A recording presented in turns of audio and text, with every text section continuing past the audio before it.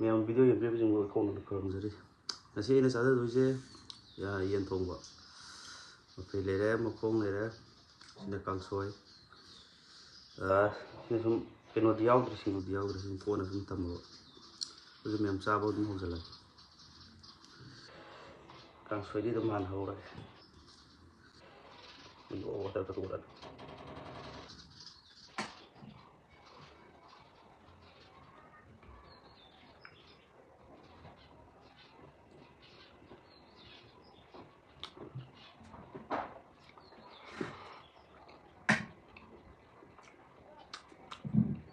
Không thấy màu.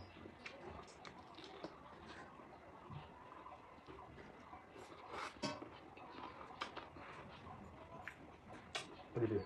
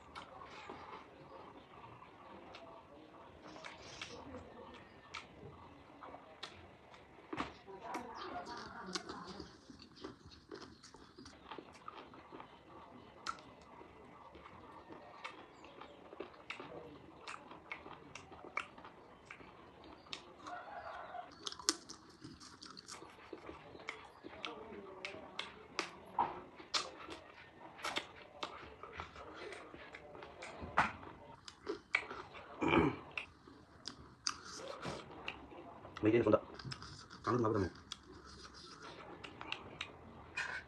có phải giống trong đâu video gió mình nằm nữa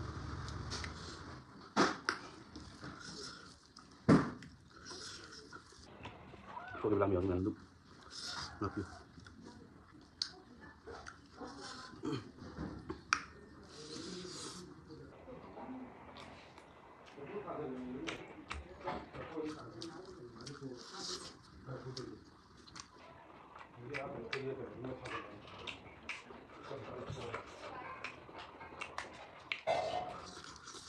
mình biết giống nhau đấy, để có táp hầu rồi.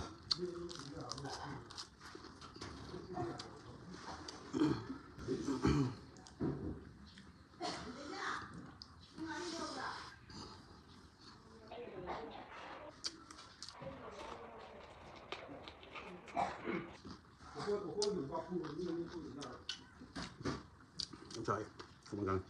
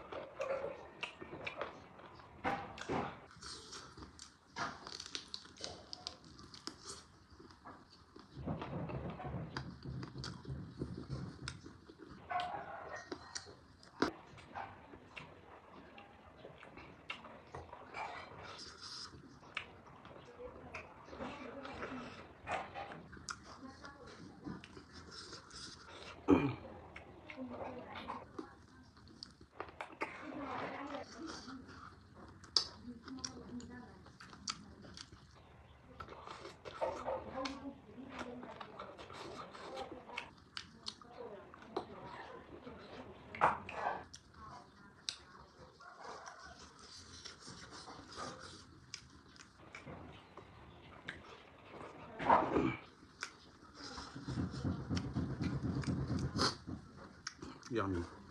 Yummy.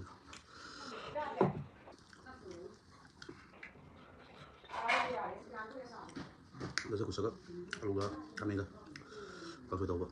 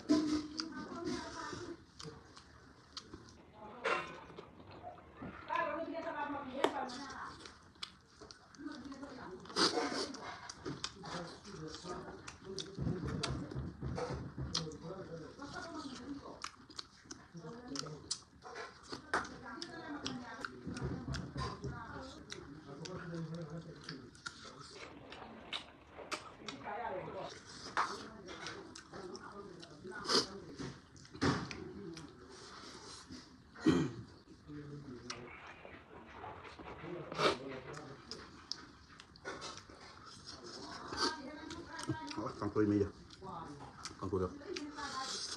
Chúng ta có màu con cười không có hiền rồi, màu rồi.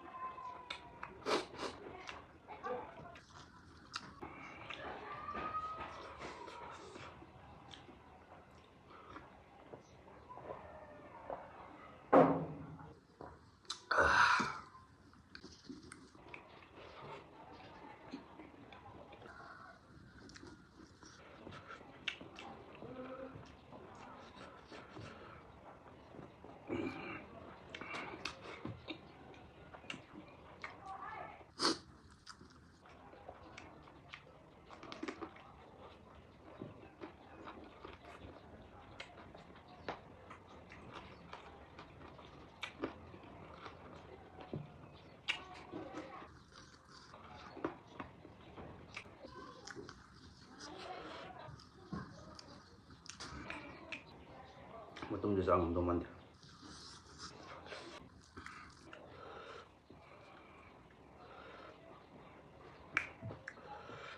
Mà không có cái gì.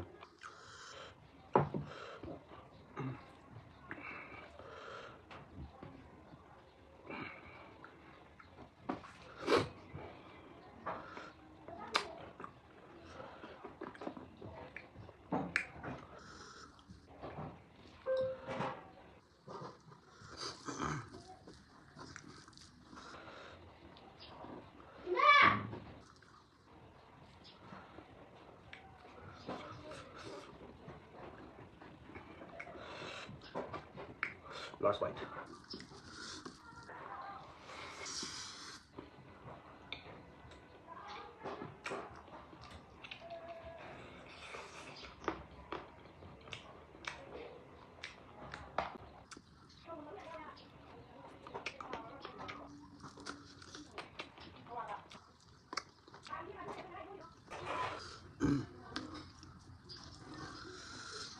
Second last bite.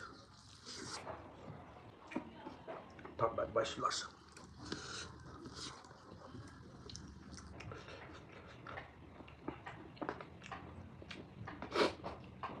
Little last bite. Mini little last bite.